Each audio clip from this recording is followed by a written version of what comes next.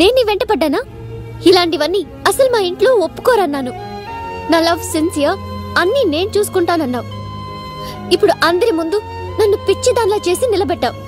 సరే, జరిగిందేదో జరిగిపోయింది. నువ్వు లేకుండా నేను ఉండలేను. పద, ఎక్కడికైనా వెళ్ళిపోదాం. తర్వాత అన్నీ అవే సర్దుకుంటాయి. రే, చెప్తుంది నీకే.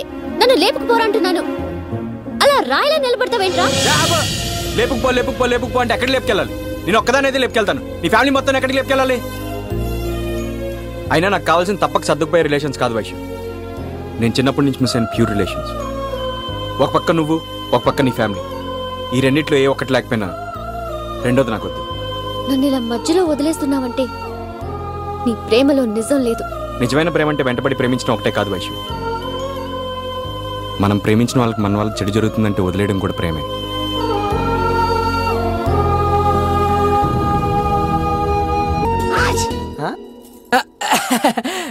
చిచే, వాటర్ చేంజ్ అండి, చిన్న ఇన్ఫెక్షన్.